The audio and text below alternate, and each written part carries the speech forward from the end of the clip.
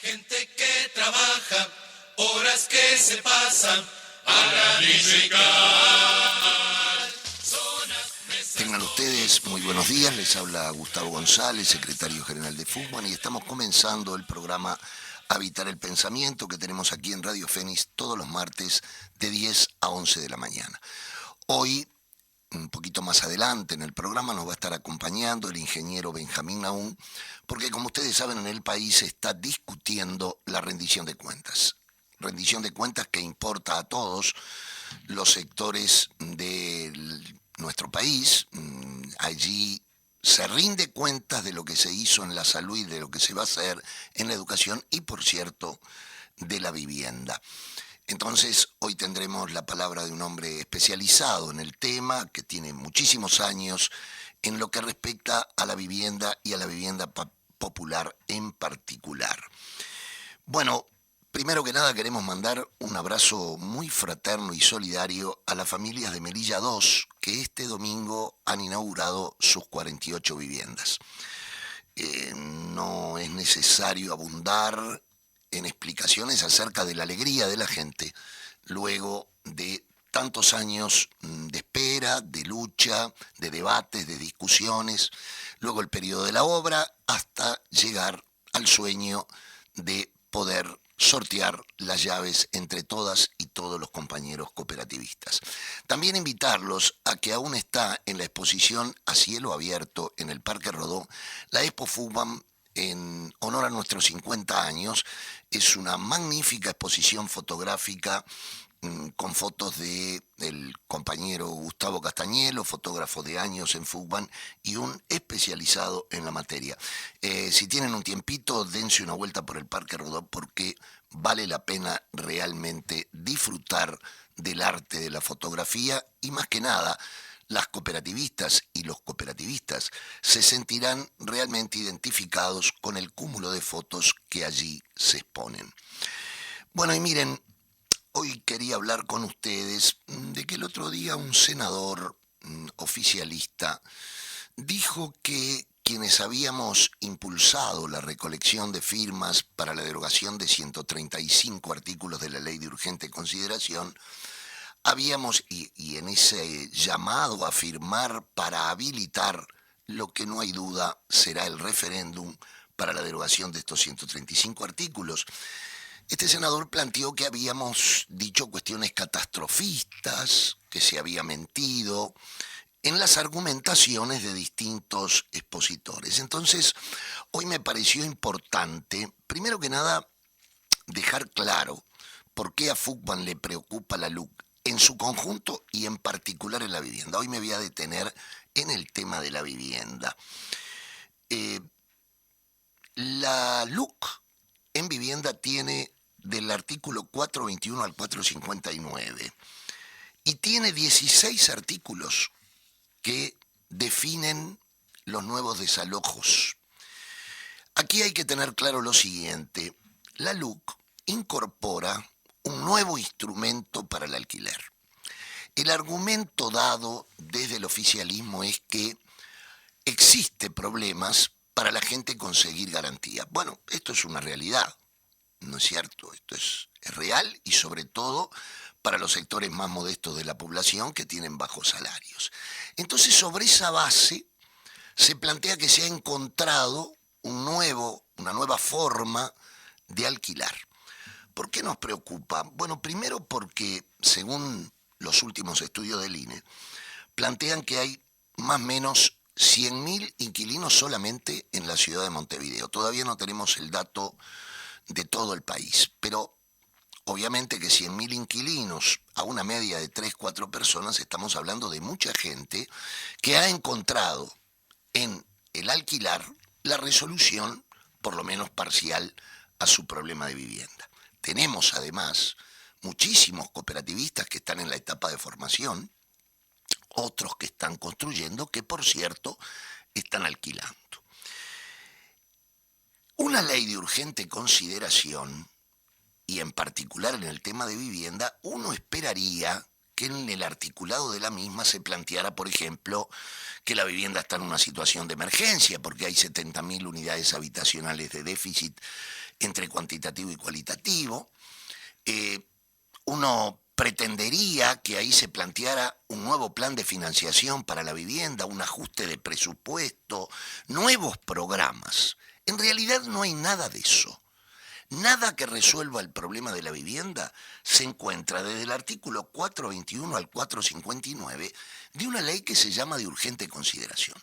Instrumento jurídico que en el país existe justamente para lo que dice su título, para una situación de urgencia.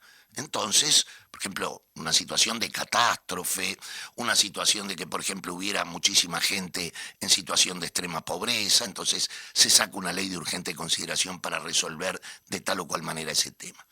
Esto nada existe en el país. La ley se aprueba en el marco de una pandemia. Ninguna de todas las organizaciones que fuimos allí y nos dieron 15 minutos a todas las organizaciones, más de 200 organizaciones, colocando como que esto era muy participativo, nos dieron 15 minutos para poder exponer lo que opinábamos sobre más de 470 artículos, 500. Realmente una parodia legislativa. No se le puede nombrar de otra manera. Pero bueno, a los que nos dicen catastrofistas, les vamos a leer la LUC. Vamos a ver lo que dice la LUC con respecto a este nuevo invento que es alquilar sin garantía, que suena muy lindo, pero esto en realidad tenemos que ver cuáles son las causales de desalojo.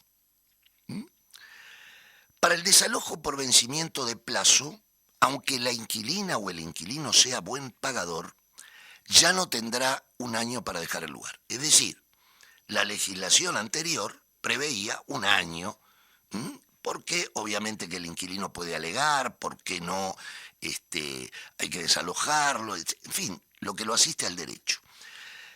Ahora tendrá 30 días. Si no lo deja, será lanzada judicialmente en otros 15 días. Estamos hablando de un buen pagador. Si al oyente le parece que corresponde que a un buen pagador, con esta historia de no tener garantía, se le pueda desalojar en 30 días. Ahora vamos a ver qué sucede, y lo dice la ley, del artículo 435 al 445, revisa todo esto. Si un inquilino se retrasa 3 días en pagar el alquiler, escuchen lo que digo, 3 días en pagar el alquiler, inmediatamente se transforma en moroso y puede ser desalojado en 6 días. Cualquier trabajador o trabajadora que me está escuchando sabe que la empresa se puede haber atrasado en una quincena unos días, que la mensualidad que te iba a pagar la empresa el 28 te lo paga el 4, etcétera, etcétera. Bueno, si un inquilino se retrasa 3 días en pagar el alquiler, se transforma en moroso y puede ser desalojado en 6 días. Pero escuchen bien, para dejar de ser moroso, se tiene que pagar en 6 días la deuda más un recargo del 60%. Esto lo dice el artículo 445. Es decir, que te venden la idea de que no vas a necesitar garantía, para que tú entres y puedas alquilar creyendo que esto te beneficia. Pero cuidado, si sos buen pagador, también te pueden desalojar y ahora será en 30 días. Y si no lo dejas, será lanzada judicialmente en otros 15. Pero si tenés la desgracia de atrasarte 3 días, ¿quién no se ha atrasado 3 días en una cuota? Bueno, ahí te transformás en moroso y sos desalojado en 6 días. Pero además tenés que pagar un recargo sobre la deuda de ese mes del 60%. Miren, solo estos artículos ameritan que esto sea derogado. Porque por otra parte, del 421 al 459, que trata el tema de la vivienda, no se habla ni una sola, no se escribió ni se habla una sola línea de nuestro modelo, del cooperativismo de vivienda por ayuda mutua. Entonces, a uno lo hace pensar, ¿qué pasa que los legisladores que inventaron esto, o el Poder Poder Ejecutivo, no pensaron en un modelo que nació en el año 68 y ha transcurrido hasta hoy bajo el techo de todos los gobiernos habidos y por haber desde el 68 hasta la época. Bueno, entonces, obviamente que llama para desconfiar. Y nuevamente vuelve la idea, la catastrófica, esa sí catastrófica idea, que es realizar el MEVIR urbano. Luego lo retocaron, lo pusieron para poblaciones de tantos miles de habitantes. Nosotros no tenemos nada contra el MEVIR. El MEVIR ha hecho obra interesante, importante, sobre todo con la vivienda rural. Pero en realidad esta fue una vieja idea que quiso ningunear al cooperativismo de vivienda tratando de hacer al MEVIR urbano cuando ya existe el cooperativismo de vivienda. Por lo tanto, la derogación de estos artículos es inminente y por eso vamos a convocar a derogar los 135 artículos de la LUC. Hoy nos detuvimos en el tema que nos atañe a nosotros, que son 100.000 inquilinos solamente en Montevideo. Nada de lo injusto nos es ajeno y por ende es que estamos planteando estos temas. El segundo tema que quería tratar hoy con ustedes es que se movió un poco el tablero en tanto y cuanto los préstamos que ya hace 1 año y medio tienen todo pronto, las cooperativas que solo esperan hace 1 año y medio para escriturar. Recordarán los oyentes que nosotros hablábamos de 21 cooperativas. Bueno, se movió el tablero, va a haber cooperativas que van a escriturar antes de fin de año, pero aún nos restan por lo menos 11 cooperativas de las 21 para escriturar antes de fin de año. Cuestión que realmente no se puede entender bajo ningún concepto. Esto es una deuda que tiene el Estado para con los cooperativistas de vivienda. Imagínense que ahora en la rendición de cuentas no hay ni un atisbo de reforzar el presupuesto para la vivienda. La vivienda, ya de una partida escuálida como la que tenía, ha tenido una rebaja del 11,77% en el presupuesto. Quiere decir que el Ministerio de Economía, en base a recortes, todavía ha rebajado el pequeño aporte presupuestario que ya tenía el sector vivienda. Por lo tanto, la situación es realmente dramática en la vivienda en el país. Y es dramática porque no se van a poder cumplir ninguna de las promesas electorales. Los oyentes recordarán aquello de que se iban a construir 50.000 viviendas. Por otra parte, también se plantea que se va a resolver el problema de los asentamientos irregulares. Miren, el Banco Interamericano de Desarrollo a varios países de América Latina les ha planteado que la resolución de los asentamientos irregulares lleva años. No puede ser resuelto en un quinquenio gubernamental. Esto implica un trabajo denodado del conjunto del Estado y una serie de organismos que se tendrían que primero poner de acuerdo en cómo resolver el problema. Con el dinero que le van a quitar al Instituto Nacional de Colonización, lo cual es una vergüenza porque le estamos quitando dinero a los colonos para invertir en un rubro que nada tiene que ver con ellos como es la vivienda, no se va a resolver. Apenas se va a comenzar a hacer algo de lo que ya se debe. Porque hay realojos que vienen del gobierno anterior que aún no se han puesto en marcha. Y además las contradicciones son tales en vivienda que fíjense que yo les estoy diciendo de estas 21 cooperativas que han sufrido este problema, que por suerte, y el jueves tuvimos una muy importante movilización con la madurez que caracteriza nuestro movimiento, el jueves pasado frente al anexo del Palacio Legislativo, donde anunciamos las cooperativas que se destrabaron, pero todavía nos quedan otras y consideramos que tienen que firmar antes de fin de año. ¿Por qué consideramos esto? Porque se les debe. Es tan sencillo como eso. La gente ya no puede esperar más promesas que no llegan. Entonces, por ello es que Fugman plantea la necesidad de resolver esto. Pero sin embargo, desde el Ministerio de Vivienda, Ordenamiento Territorial y Medio Ambiente, se convoca un nuevo sorteo para fin de año. ¿Esto es bueno o es malo? Bueno, para nosotros es positivo que se convoque a un nuevo sorteo, aproximadamente para 1.000 viviendas, han dicho las autoridades. Bueno, nos parece importante, pero ¿no es bastante contradictorio que se le deba aún a las cooperativas que ya tienen para escriturar todo desde hace 1 año y medio y lanzar otro sorteo? Sorteo que por otra parte nosotros hemos criticado, porque miren, realmente no es lindo ir a un sorteo, cooperativistas y cooperativas hermanas, y a una cooperativa sale favorecida con el sorteo y la otra no. Unos obviamente se alegran, se ponen muy contentos porque salieron sorteados, y otros se van con el llanto en sus ojos. En realidad, la lógica de un país sería que, tan reglamentada que están las cooperativas, cuando una cooperativa termina todo su periodo y se le aprueba el proyecto ejecutivo, debería volcársele el dinero para comenzar las obras. Esto es la lógica en todo país. Bueno, se optó por el sorteo, que el sorteo en definitiva lo que esconde es un régimen financiero. Tengo tantos, sortea tantas, pero no son las que efectivamente ya están terminadas.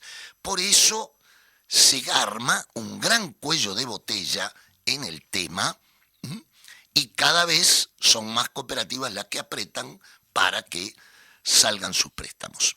Entonces, en ese marco, nosotros creemos que hay que dejar de hacer inventos en este país, por lo menos por un tiempito, les pido eso, en vivienda.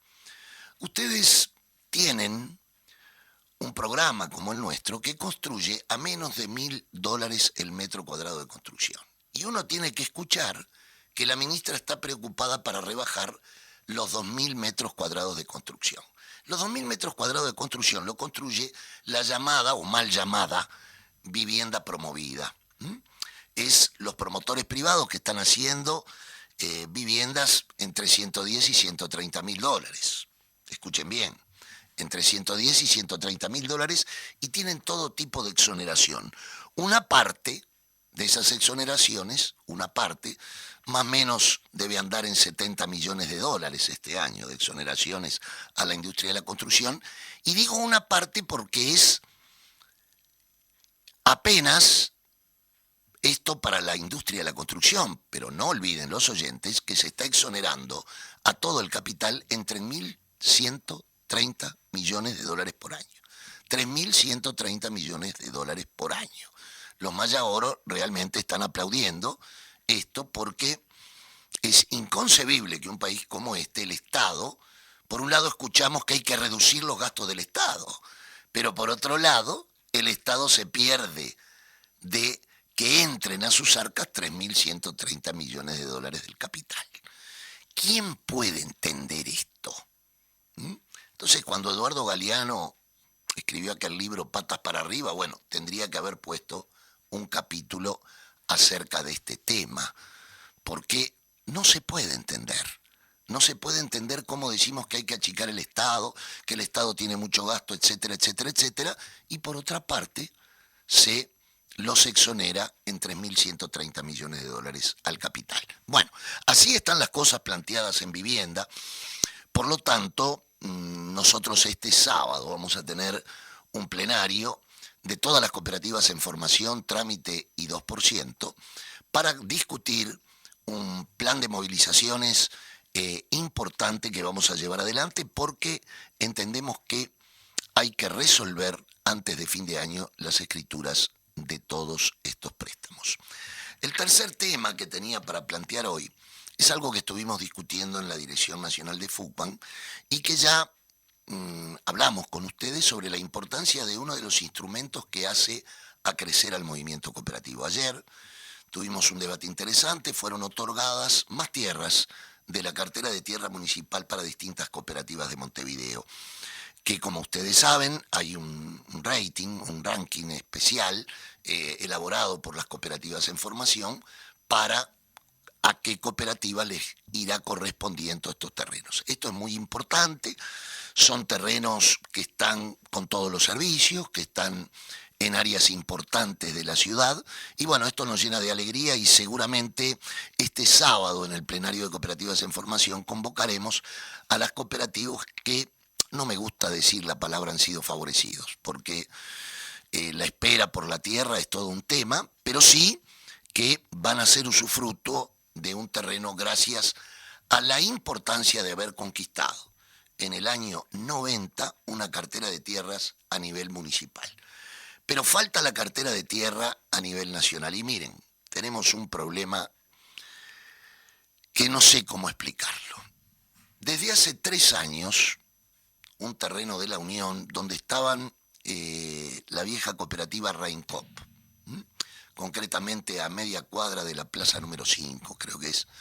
Ese terreno fue otorgado a varias cooperativas de vivienda.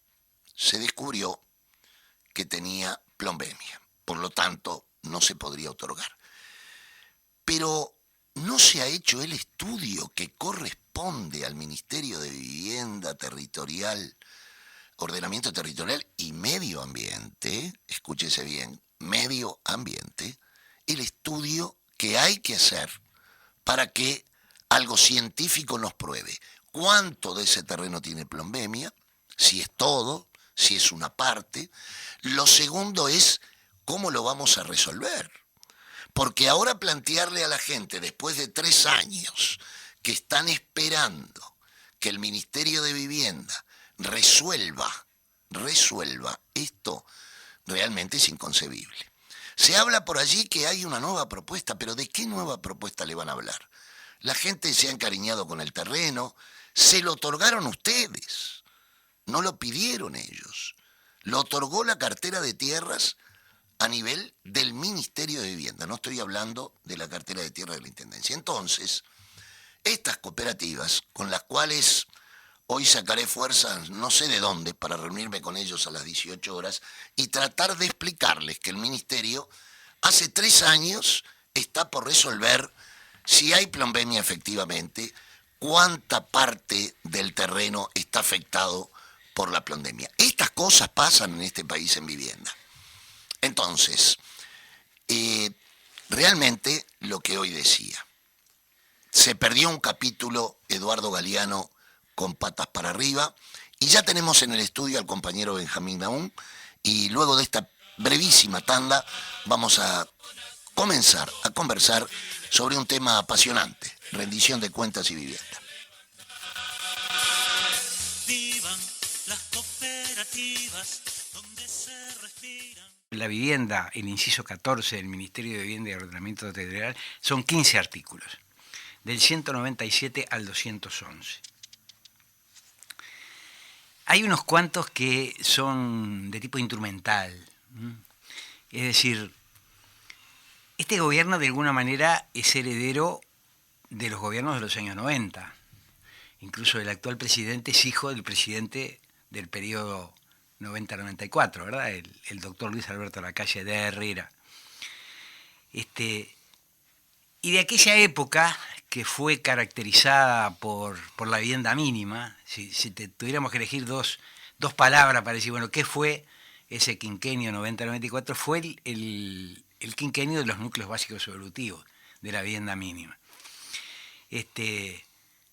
Todo el tema del SIAB, los grupos SIAB, los certificados SIAB, y quedó mucha cosa sin ajustar, sin solucionar, sin dejar completamente atada, ¿no? Es decir, en particular en aquel momento se dio mucho énfasis a la construcción de núcleos básicos evolutivos.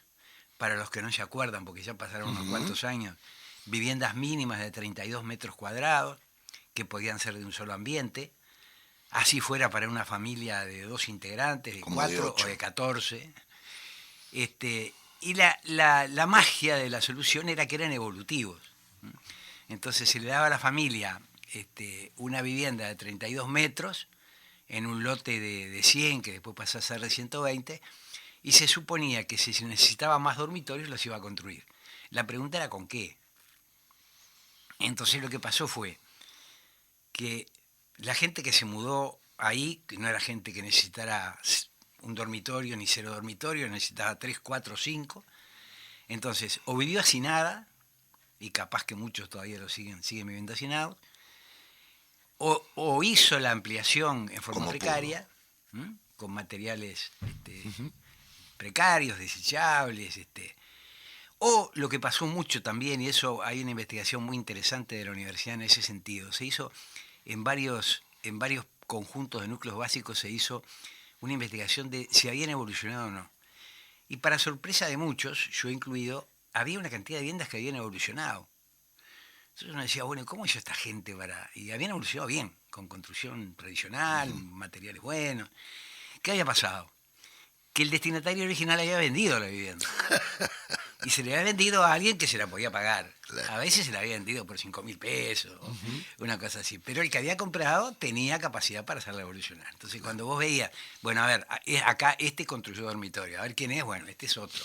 Claro. No es el primero, no es el original. No Así es que el recordemos que cuando Fupan dio esa pelea, planteamos que con el mismo dinero podíamos construir muchos más metros cuadrados. Y lo logramos. Efectivamente.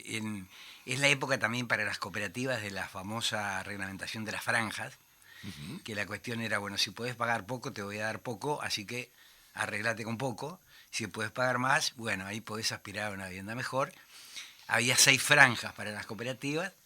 La franja 1 era equivalente al dinero, era un poco menos todavía, del dinero que se le daba a las empresas constructoras, porque ese era el otro tema, las que construían eran empresas, ¿no? Todo ese sembradío de núcleos básicos, hay un amigo que lo llamaba el monocultivo de los núcleos básicos, ¿no? Todo eso lo hacían empresas constructoras. Entonces la empresa constructora construía con el mismo dinero que las cooperativas de Franja 1 hacían una vivienda completa de 3 dormitorios, con materiales estables, hacían núcleos básicos, muchas veces prefabricados. Bueno, ahí quedaron una cantidad de cosas por resolver, de problemas de titularidad. La otra característica era que era todo propiedad privada individual, por supuesto. Entonces había que hacer la propiedad horizontal, no se hacía.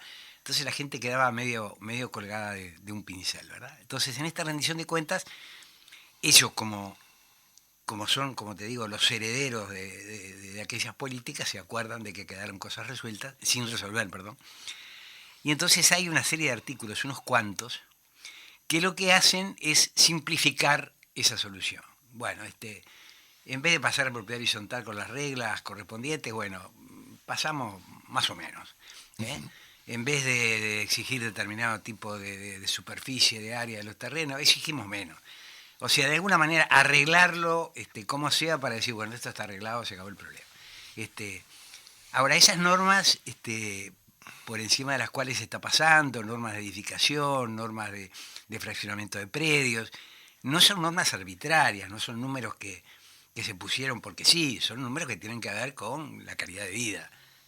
O sea, ahora van a querer fundamentar lo que no hicieron en su momento, van a querer regularizarlo de alguna manera rápidamente. Ahí está, lo van a regularizar de esta manera diciendo, bueno, esto ya está regularizado. Bueno, no me preocupo de que esté de acuerdo a las normas, simplemente lo declaro regularizado y punto. Hay unos cuantos artículos de eso. Y hay otros que tienen que ver ya con las políticas para este quinquenio. Básicamente yo creo que hay 5 artículos sobre los cuales deberíamos fijar la atención porque son importantes. Y casi todos, de acuerdo a cómo se apliquen, pueden traer problemas muy serios, ¿no? El primer artículo que a mí me gustaría citar es el artículo 200. La ley de vivienda tiene desde el año 1968 la definición de mínimo habitacional, que corresponde a la vivienda de un dormitorio. Porque la ley tiene 2 cosas. Por un lado establece para diferentes categorías de vivienda las áreas mínimas, y por otro lado establece cuántos dormitorios le corresponden a cada familia de acuerdo con su integración. Entonces, bueno, se parte de un mínimo de un dormitorio, la ley no habla de 0 dormitorio, ese mínimo es para una persona sola o para una pareja sola, y después a medida que se incorporan hijos, nietos, hermanos, padres, se van agregando los dormitorios de acuerdo con toda una mecánica que está establecida en la ley de vivienda. Bueno, este artículo 200 lo que hace es crear una nueva categoría que es el monoambiente. De acuerdo a lo que establece la ley, el mínimo habitacional que corresponde a un dormitorio son 32 metros cuadrados. ¿Mm?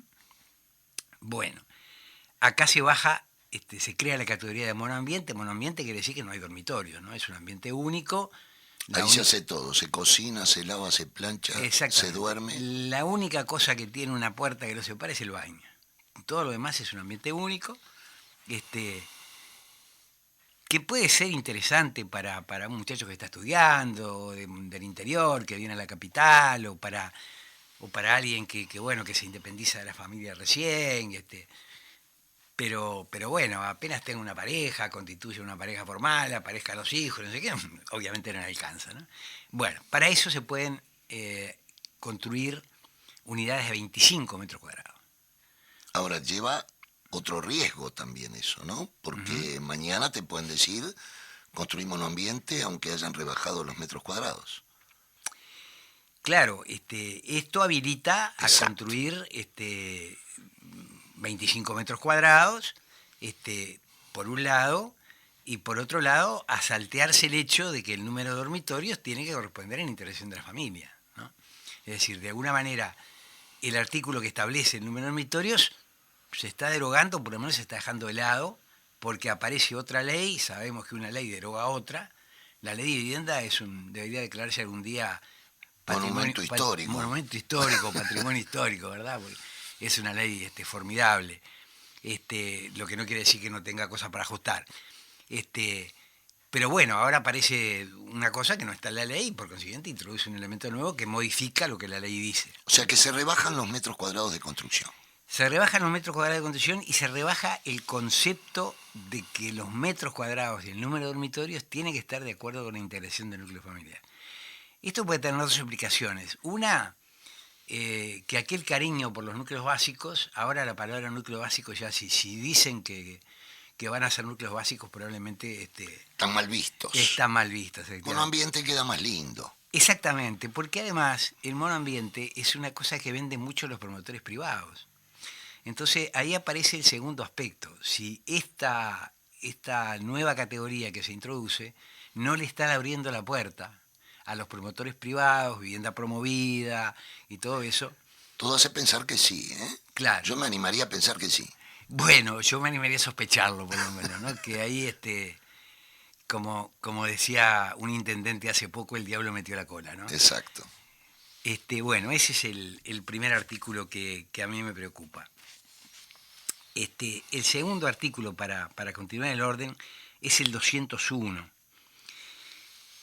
El 201 en realidad no introduce ninguna cosa nueva con respecto a lo que se decía el presupuesto,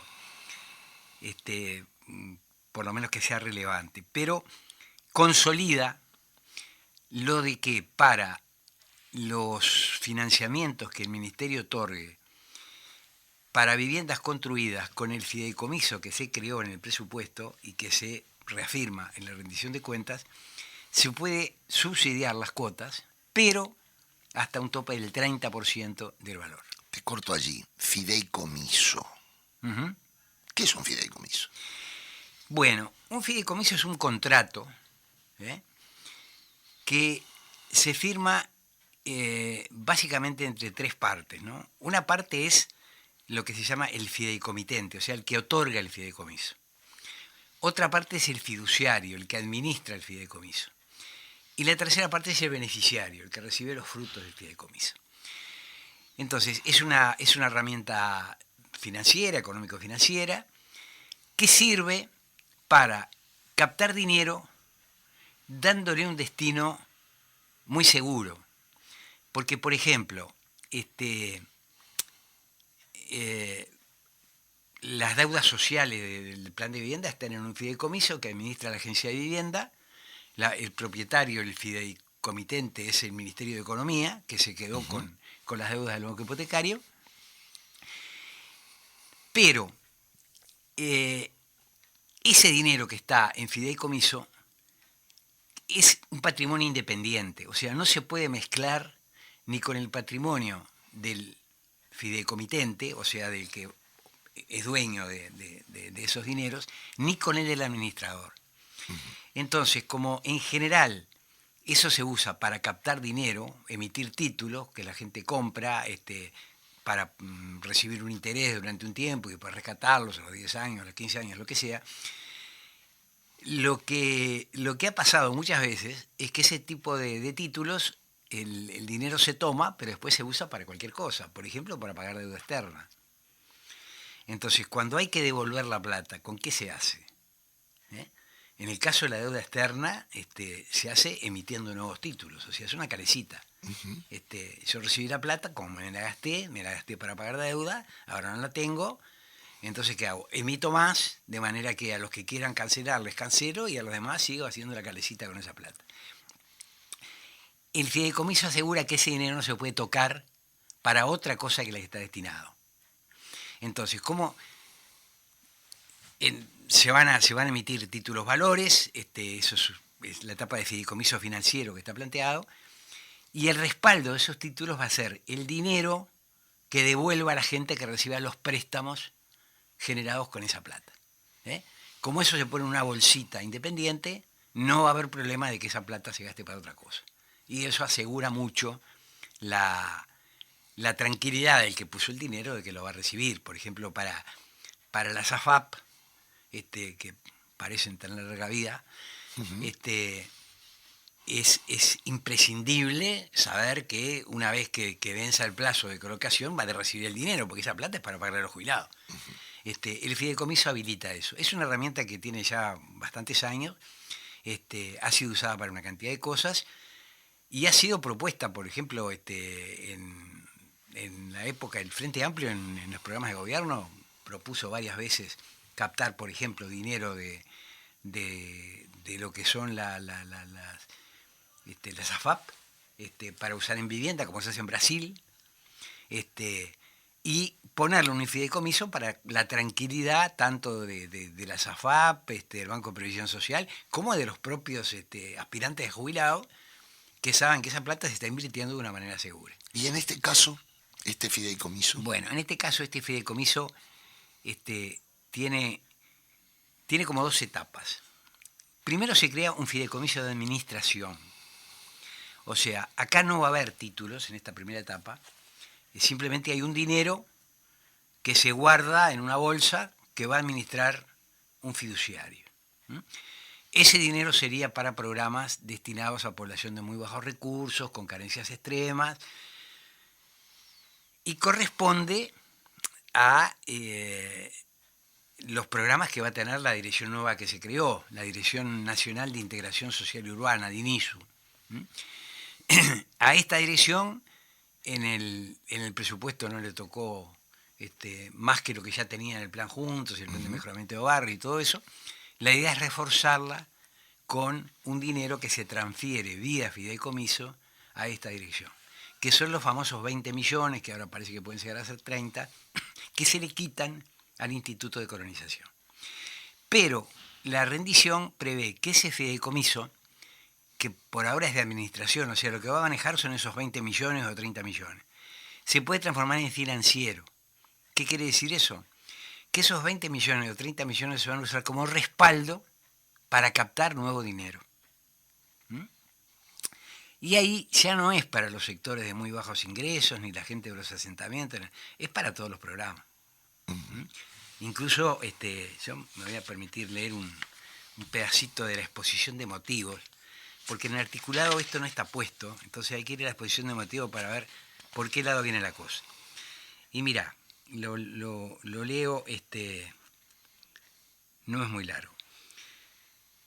Dice, en 2021 se prevé avanzar en la búsqueda de alternativas para aumentar la oferta de vivienda nueva para venta o alquiler a través de la cooperación entre los sectores público y privado mediante nuevos instrumentos financieros. Fíjate que está hablando de alternativas para aumentar la oferta de vivienda nueva, no está hablando de asentamientos. En ese sentido, sigo leyendo, se destaca el avance en la creación de un fideicomiso que, a través de la emisión de títulos de deuda, obtenga los recursos para invertir en proyectos de construcción de vivienda de interés social. O sea, el mecanismo es captar dinero con la emisión de títulos, con el respaldo de esta plata, y Con eso se va a hacer vivienda de interés social. Bueno, De vuelta esto- genérico. Ya había hablado bastante Hackenbrook. Efectivamente. Y efectivamente. había hablado que no metan ahora los asentamientos, porque había hablado de vivienda nueva para sectores medios. Bueno, vivienda de interés social, eso incluye los sectores medios. Acá cabe cualquier cosa, Exacto. incluidas las cooperativas. Claro. ¿eh? Es decir, no está planteado en principio, pero el paraguas es suficientemente grande para abarcar a mucha gente. En cuanto al subsecretario Hackenbrook, es uno de los supuestos padres de esta idea. Los otros padres parecen ser los empresarios, No tengo duda. que están muy contentos con la ley de vivienda promovida, pero la ley de vivienda promovida es para gente que puede pagar viviendas de $200.000. Entonces, bueno, ahí hay un negocio espléndido, pero es para determinado sector de población. Para los sectores de menos ingresos también puede haber negocios. Claro. Y entonces ahí se abre esta perspectiva. Sigo leyendo para terminar de entender. Dice, a partir de la obtención de los recursos, el Ministerio de Vivienda seleccionará los proyectos presentados por los promotores privados, quienes a su vez serán los ejecutores de los mismos. Acá apareció la cola del diablo. De modo que cada proyecto contará con aporte del Ministerio de hasta 2/3 del costo y aportes de privados de 1/3 como mínimo. O sea, van a ser proyectos que van a no solamente hacer, sino presentar los promotores. Y que el Estado va a poner. Y que el Estado va a poner las 2/3 partes. Que además ese promotor ya tiene arriba de él la ley de vivienda promovida que lo exonera de una cantidad de impuestos. Efectivamente, acá de la exoneración no se habla. No quiere decir que más adelante no parezca, ¿no? Pero ya está dada por la ley. Claro, pero esto no es vivienda promovida, porque en la vivienda promovida los recursos los tiene que poner íntegramente el inversor privado. Lo que el Estado hace es exonerarlo de impuestos. Acá el Estado está poniendo plata directamente. O sea, esto es 2/3. Es plan de vivienda, 2/3. Esto recuerda mucho al sistema de promoción privada que tú te acordarás de los años 80 y 90, que terminó en escándalos y en que desapareció la palabra promoción privada, que ahora vuelve a aparecer. Era un sistema que estaba bien pensado. La idea era, bueno, el Estado le presta a un promotor privado, a un inversor que quiera hacer viviendas para vender, un porcentaje de lo que cuesta, si ese inversor pone el resto de la plata. Los porcentajes en aquel momento eran 60 y 40. El promotor ponía 60, el Estado ponía 40. O sea, con una cantidad de dinero más baja, el promotor podía hacer un negocio, Claro. y cuando vendía recuperaba la inversión que había hecho. El sistema se prostituyó porque se empezaron a elevar artificialmente los valores de las viviendas, de manera que el promotor con el 60%, con el 40% que le ponía el Estado, Ya. prácticamente construía. Entonces hacía el negocio sin poner plata. Muy bien. Bueno, eso puede pasar acá también. Y termino la lectura. Las viviendas construidas mediante este mecanismo estarán destinadas a la población meta del ministerio, o sea, todos, no solamente los asentamientos, y se adjudicarán a través de una venta directa, con financiación a 25 años o de un alquiler con opción a compra. Los destinatarios tendrán una contribución no reembolsable, o sea, un subsidio, de hasta 30% de la cuota de amortización de la vivienda. Y acá está el cangrejo abajo de la piedra. Este asunto del 30%, que puede ser razonable para algunos sectores de ingresos medios para arriba, No es para todo el mundo. no es para todo el mundo, y muchísimo menos es para la gente de los asentamientos, que Ni que necesita hablar. 100%, 90% o 80% De subsidio. de subsidio. O sea que esto del 30% no puede estar destinado solamente a la gente de los asentamientos, porque es absurdo, no tiene sentido eso. No, sin duda que aquí lo que está planteado es, o da todo para pensar, que está planteado colocar el drama de los asentamientos como una suerte de anzuelo para ir a otro. Efectivamente. Y ese otro se va a ver rápidamente. Efectivamente, porque además, como esta plata viene del Instituto de Colonización, había que poner una excusa muy fuerte para sacársela, ¿no? A pesar de que la primera declaración de la ministra Bereche fue que en realidad no se le estaba sacando nada, porque ya el gobierno le había dicho al Instituto Nacional de Colonización que no comprara más tierra. Sí, O sea que lo que dice es, no le saco nada porque ya se lo había sacado antes. claro. ¿Eh? Pero, de cualquier manera, ha habido una reacción, incluido el presidente del Instituto Nacional de Colonización, diciendo me dejan sin objetivo. Sí, inclusive yo tuve reuniones con la Comisión Nacional del Fomento Rural. Claro. Y me decían que era, bueno, ¿para qué está el Instituto de Colonización a partir de la fecha? Claro. Nos quedan pocos minutos. Sí. Si podemos avanzar en algún otro Ahí artículo está. preocupante. Redondeo los otros preocupantes rápidamente. Bueno, el siguiente es el 207. El 207 ha sido enormemente resistido por los intendentes, porque lo que pretende es que si el ministerio tiene que regularizar un asentamiento que la intendencia no impidió que se creara, es la intendencia el que va a pagar. Si yo lo escuché el otro día al intendente del departamento de Soriano, muy preocupado con esto. Efectivamente. Y además que colocaba cuestiones interesantes como decir, bueno, no es tan fácil esto, ¿no? Es decir, porque todos sabemos cómo surge un asentamiento, ¿no? No es Claro. una familia que se instala.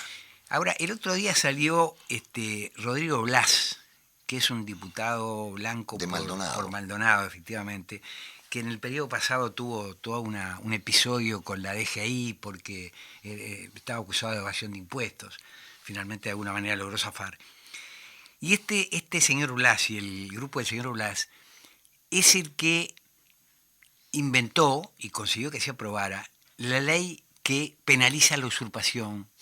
Sí, sí. La ocupación de terrenos la califica como usurpación y la penaliza con cárcel. Ahora, la idea que tiene, que según él es la solución para que los intendentes se queden tranquilos, es que, bueno, no le van a cobrar a las intendencias por este método, pero le van a poner, él ya había presentado un proyecto de ley en ese sentido, le van a poner la obligación de que las intendencias tienen que actuar como desalojantes en cuanto vean que se está formando un asentamiento. O sea que aquella historia del asentamiento cero de la que hablaba el presidente Pasa por acá. pasa por acá y pasa por, no vamos a eliminar los asentamientos regularizándolos, sino que vamos a reprimirlos. Exactamente. Vamos a impedir que se forme un asentamiento. Con lo cual, la gente que no tiene posibilidad de acceder al mercado ni a los programas públicos va a vivir en la calle, porque asentamientos no lo van a dejar crear. Paso al siguiente, el artículo 208, volvemos al fideicomiso. Ahí el tema que preocupa es que, yo decía, en el fideicomiso hay tres actores. Uno de los actores, el fiduciario, es el que administra. Bueno, acá se dice que el fiduciario va a ser un fiduciario financiero profesional. El Banco Central tiene una lista de fiduciarios financieros profesionales en las cuales están la Agencia de Vivienda, el Banco Hipotecario, el Banco de la República, Pilay, que es una subsidiaria de Campiglia, una cantidad de estudios inmobiliarios. Entonces, existe una gran posibilidad, y no es por ser mal pensado, de que todo este asunto se le saca los fondos a colonización, se usan para captar más dinero, ese dinero lo van a usar los promotores privados, y el que va a manejar toda esa plata va a ser un empresario privado. Uh-huh. Entonces, acá hay otro punto de enorme preocupación. Y el último es, ya lo hablamos en realidad, el artículo 209 es el que deja al Instituto de Colonización sin recursos, le sacan los recursos para comprar tierra. Pero hay una cosa interesante para agregar y con eso, si querés, redondeamos. Esos recursos que tiene colonización, ¿de dónde vienen? Vienen de un impuesto al patrimonio rural y de un impuesto a las transacciones inmobiliarias de bienes rurales. O sea que naturalmente es para el área rural.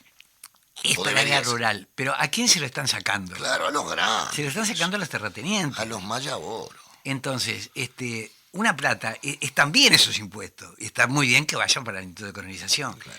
Pero si la idea era, bueno, vamos a grabar a esto, pongámosle un adicional. Lo que propuso Fugman en su propuesta de reforzamiento del Fondo de Vivienda. Yo estaba pensando, para terminar, y mucho te agradecemos tus explicaciones al respecto, seguramente te vamos a... Todas las vueltas que dan para no tomar la propuesta de Fugman. Es increíble. O sea, sería mucho más fácil afectar el 0,1 como nosotros decimos, al impuesto al patrimonio o algún otro más al Maya Oro. Pero fíjense toda la vuelta que dan para terminar nuevamente favoreciendo a los Maya Oro. Porque esto, yo me animo a pronosticar que termina así, favoreciendo a los Maya Oro. Bueno, esa es la consigna, ¿no? Esa es la ideología. Los Maya Oro son los que... Es cómico, ¿no? Porque además el Maya Oro, la última cosa que hace es tirar del pelotón, como dice. No, es como el dice que la- menos tira. Es el que Siempre menos tiene un tira. equipo de peones que lo lleva. Y eso pasa con los Maya Oro de acá, ¿verdad? Son los que menos tiran. También. Y nadie se acuerda ni del camión de rezagados ni del pelotón, donde está la inmensa mayoría. Efectivamente. Nahum, muchísimas gracias. Por favor, un Te gusto. vamos a volver a llamar a este espacio de Habitar el Pensamiento de Fupan. Amigas y amigos, nos volvemos a encontrar el próximo martes a las 10 de la mañana, como siempre. Abrazo fraterno a todas y todos.